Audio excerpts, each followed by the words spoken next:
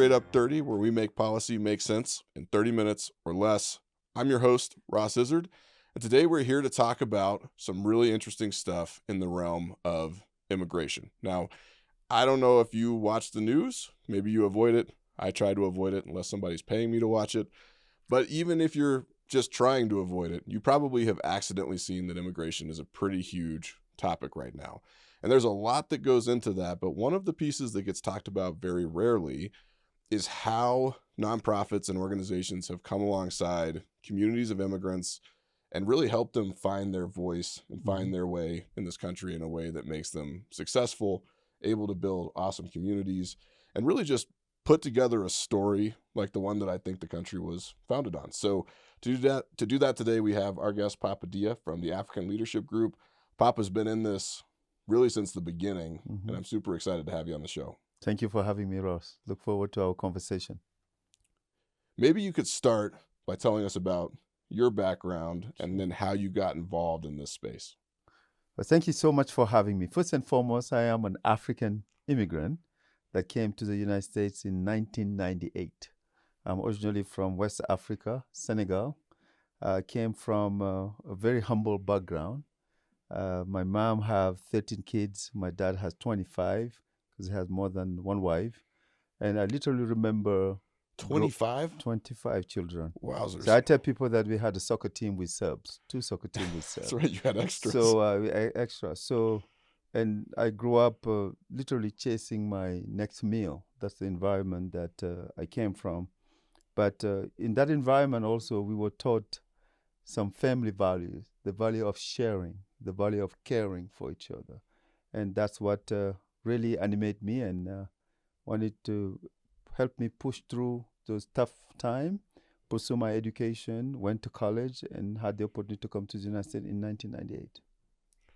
Okay, so you come to the U.S. in 1998 and probably pretty quickly had to find your way in a totally new world, right? Different culture, different society. Talk to me about how you did that and then how that fed into what is now African Leadership Group. Sure. When you are in Africa, you see, obviously, the United States is the land of opportunities, but you don't realize the difficulties and the challenges that you go through to emerge in this environment. So when I was back home and when I had the opportunity to come here, I promised my entire family, my entire village that I would solve every single problem that they ever had in their life. Because in my mind, I'll come here and overnight, I'll be rich, I'll be successful, and I'll solve all the problems. But when I got here, reality hit.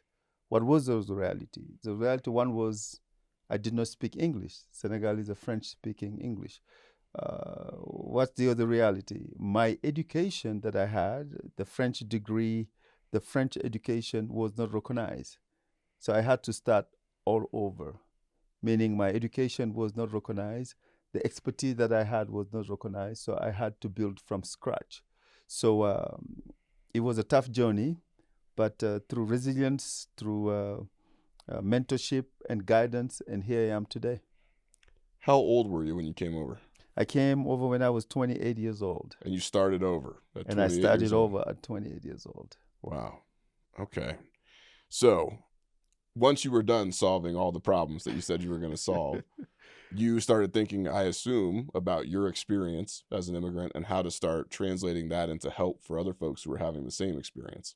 Yes, that's correct. So when I came over, the main responsibility that I had was to work and send money home because I have an entire family of 25 that's waiting to get the bag of rice and oil to cook and provide for the family.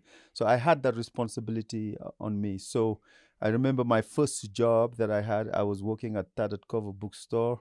And since I couldn't speak English, they hired me to stock books. And I was making $5.25. So through that journey, I think it was the best decision I have ever made in my life because I chose to be in an environment where I had access to books and I was hanging out with professionals.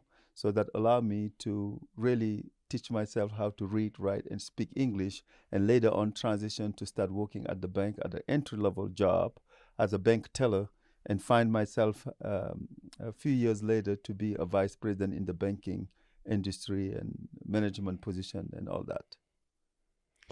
That's pretty incredible. So you're stocking books, you're teaching yourself English, you're learning how to read, you're meeting all these folks, then you're at a bank, and then you work your way up into leadership at a bank.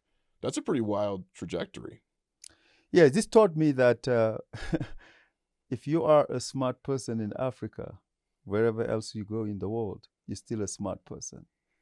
So when we talk about intelligence, it doesn't have an accent, it doesn't have a color.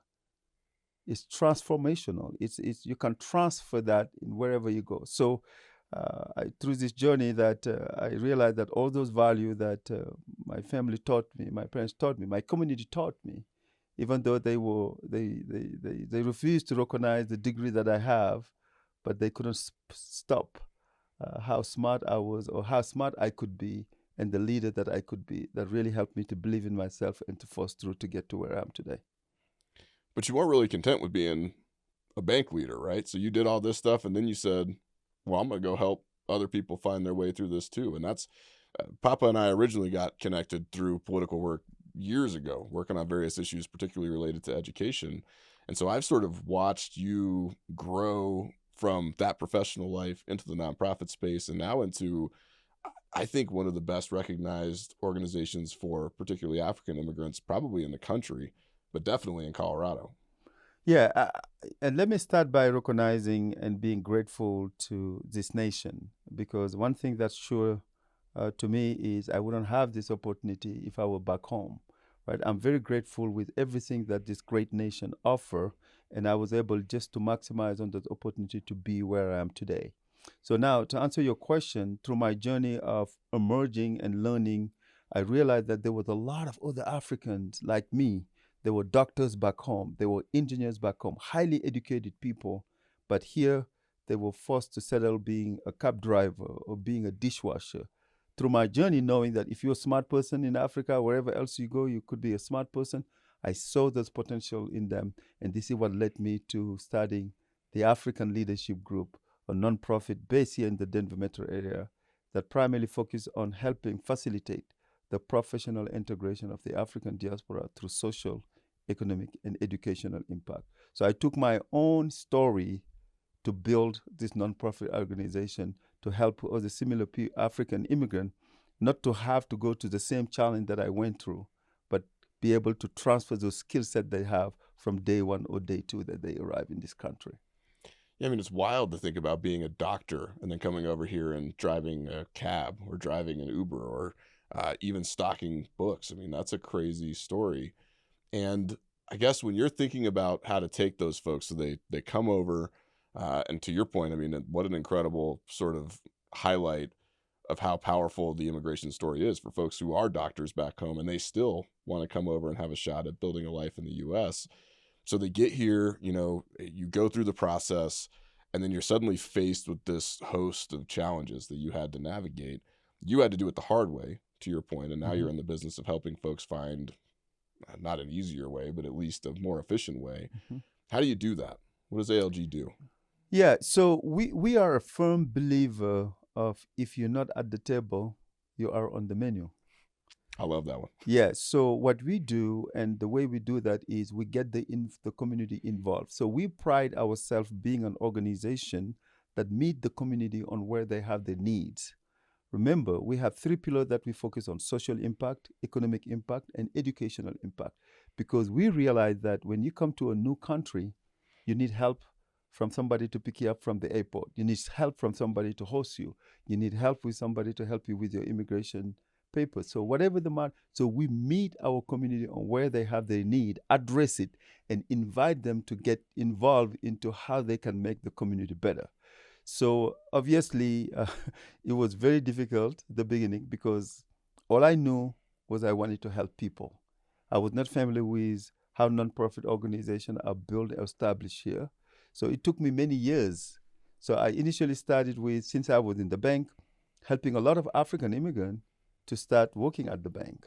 So I started helping a lot of people to transfer their school credit from Africa. So we really start with what I call direct service. Now, when we get to the point where we build an army of people, now that's how we led to policy and advocacy. Yeah, so talk to me a little bit more about the pillars, right? So you said social, economic, and and education, educational. right? Why those? Why those pillars? Yeah, as I mentioned earlier, even an American that leaves the United States to go to a country where you don't speak the language or you don't know your way around, you need help with those three pillars. Meaning, socially, you need somebody that help you to pick you from the airport, to get you a house, to show you around, avoid this part of town because it's dangerous. If you want to go to downtown, this is so. That's the first important pillar: social impact. How do you recognize your friend? How do you recognize the people that like you, that support you, that help you? It's very important.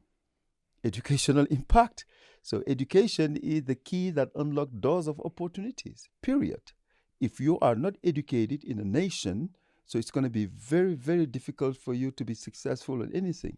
And when I talk about education, it's not just going to school or having this degree. Everything that you do in life requires some sort of education.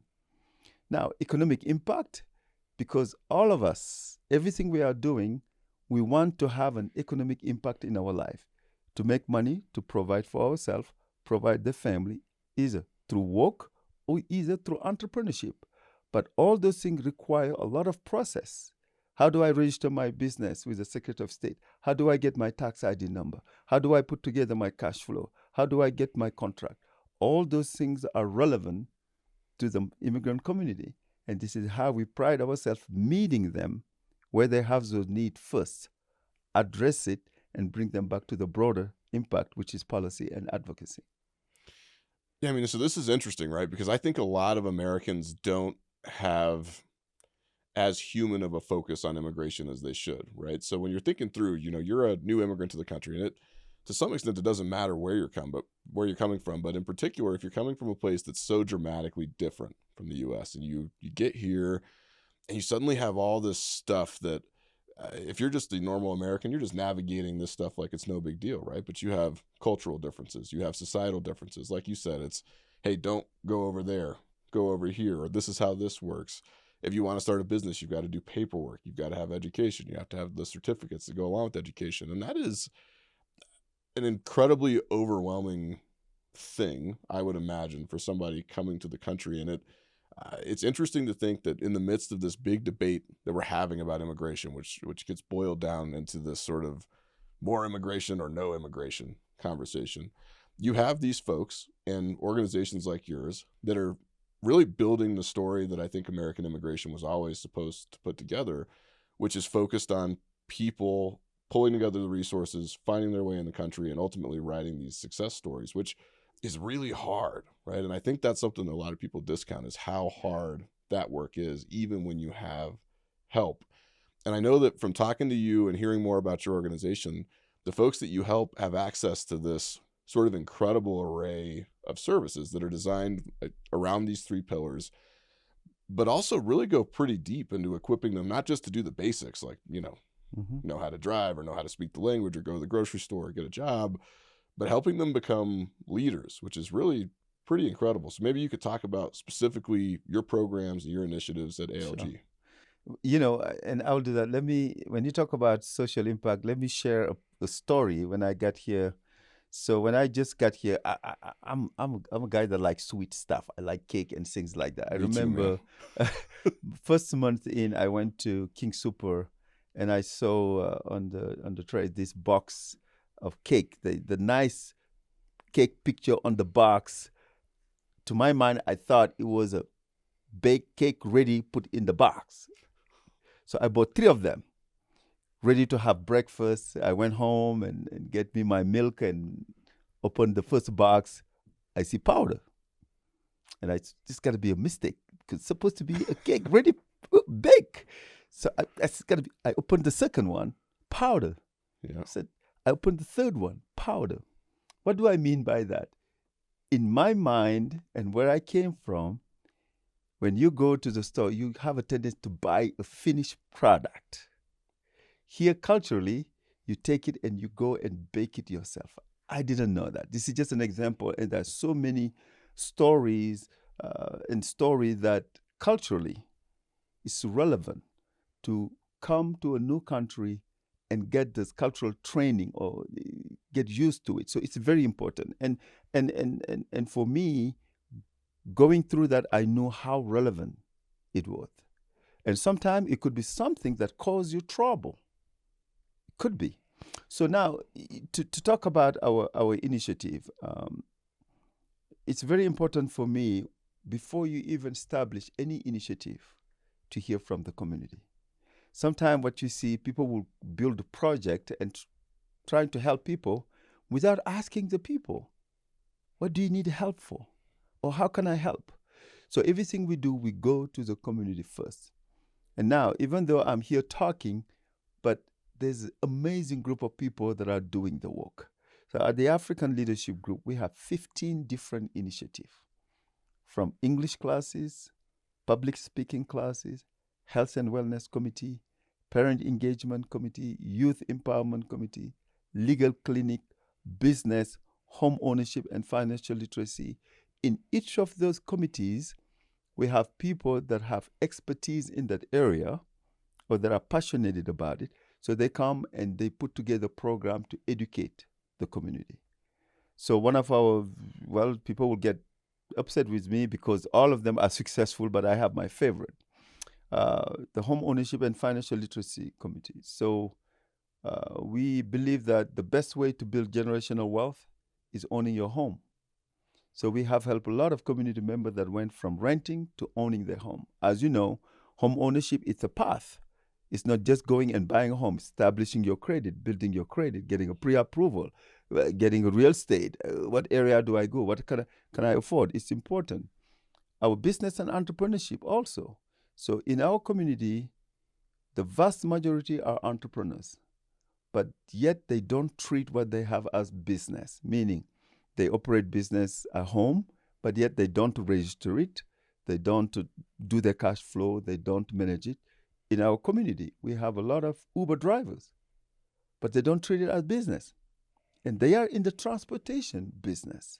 So all these initiatives have calendar of events and activities. And now in the community, if you have any question or any need on any of these areas that we talk about, you go to our website, you send us an email, and somebody will reach out. Maybe they have a meeting with you and they answer your question over the phone.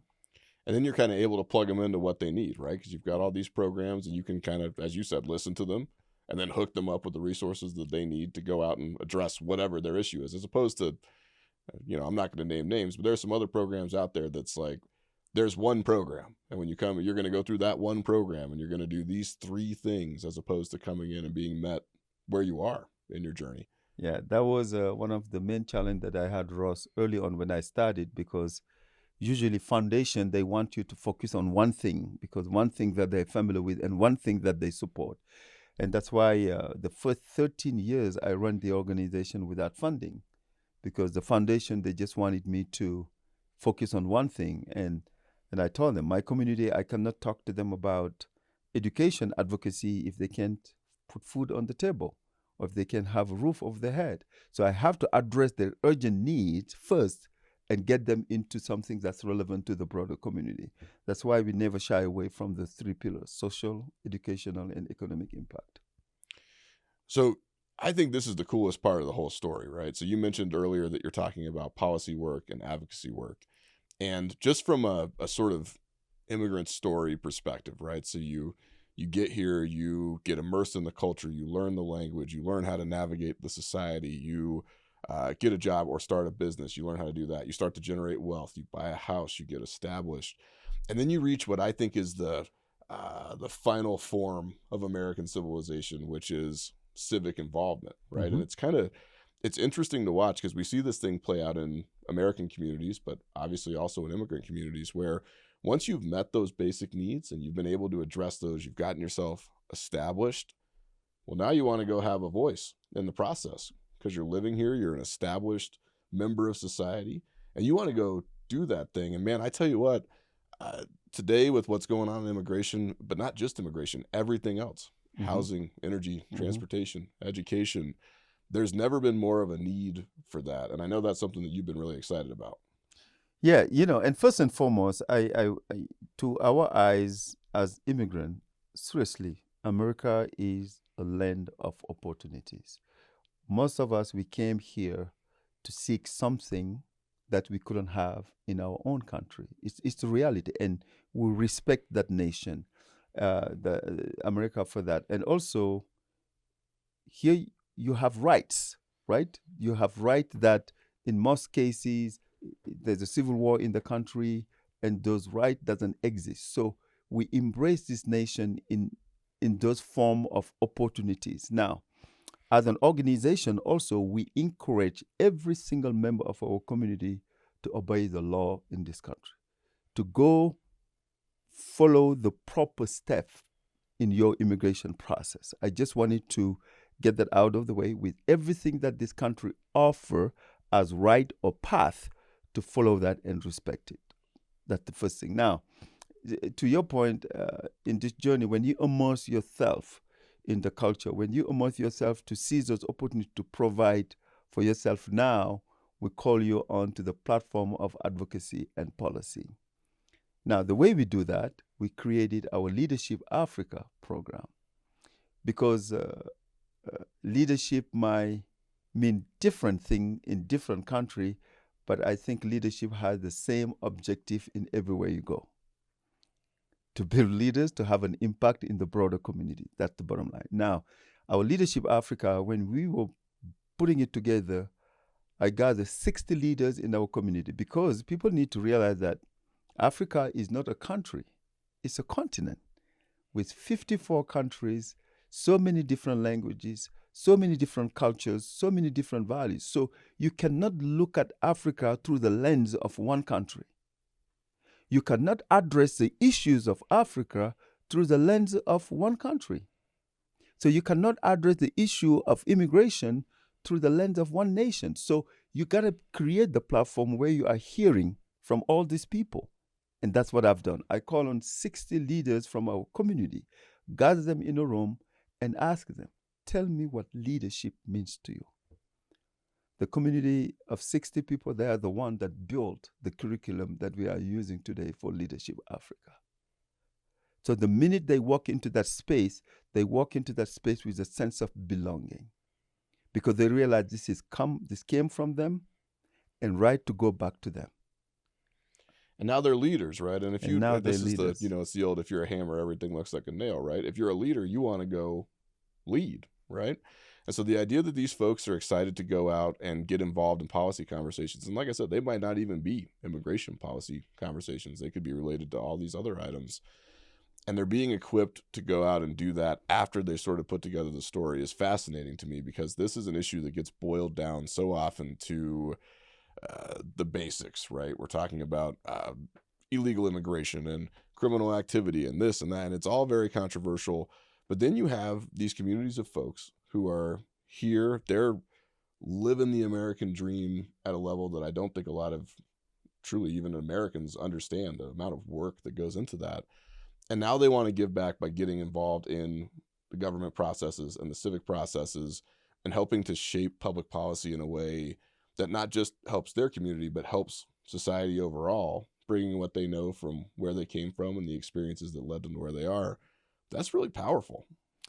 It is powerful, Ross. And when we started Leadership Africa, for a few years, nobody wanted to support and fund it.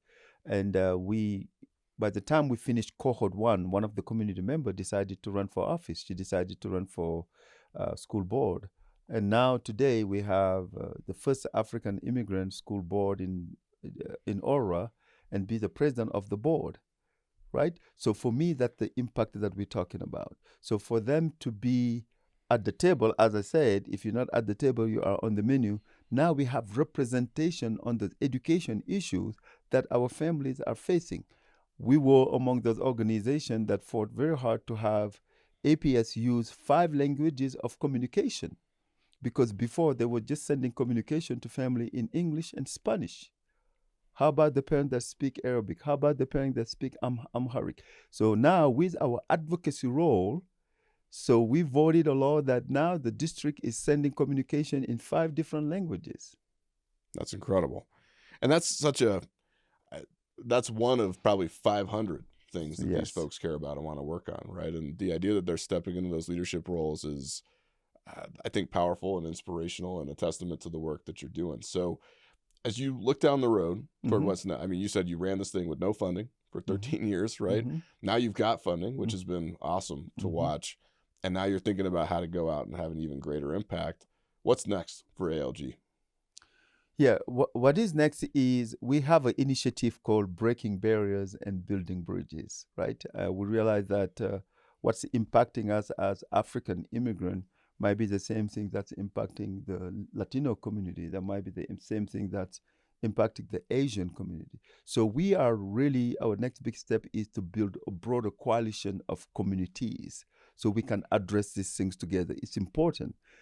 And also, the next big step, as of now, ALG is in Colorado. So we have a lot of other states that are interested in having a chapter of the African Leadership Group. So New York is one of them. California is one of them. Now I got to figure out now, how do I duplicate myself? But we are working on establishing a blueprint that we can share with the state. So this can, even though it started in Colorado, but it can go throughout this nation. That's awesome. So if somebody wanted to support you in that, either in the work that you're doing today or in the expansion work that you're planning, how would they do that? Where do they find you? Yeah, so you go to our website, usalg.org, usalg.org. So you will learn about the organization, all the information, all the initiative that we have. So we'll be there. And also, we are always looking for volunteers. Now, another thing that we are extremely proud about is our Africa Impact Initiative. Our Africa Impact Initiative was an initiative where we wanted to celebrate proudly and loudly the impact of the African diaspora in the state of Colorado. So we started this 11 years ago. Now this is so big that the governor of Colorado, every month of August, he issue a proclamation to make the month of August the African Immigrant Month. We are preparing this year, 2026 is going to be 20 years anniversary of the African Leadership Group, 150 years anniversary of the state of Colorado, 250 years anniversary of the United States. We are planning something very, very big, very impactful in collaboration with the state to celebrate the contribution of the African diaspora in the state of Colorado. I hope I get an invite. Of course you will. So it's going to be from August 6th to August 15th.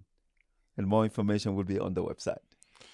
And Papa's being a little bit modest here. I'm guessing that somewhere on the website there's a big red donate button, right? That they could click and Yes. maybe support you financially, because the work does deserve support. Yeah, thank you. Well, but thank you. Yes, it's right now, as you know, it's tough for not just for nonprofit organization. So we will appreciate any donation to support our youth program, our leadership program, our public speaking. Anything that people will contribute will go to the community to continue to have this impact. That's great. Papa, thanks so much for joining us today. Thank you. It was an honor to be with you. Thank you. That'll do it for the Straight Up 30 for today. We'll be back next week with another policy issue that you care about. Until then, take care. We'll see you back here real soon.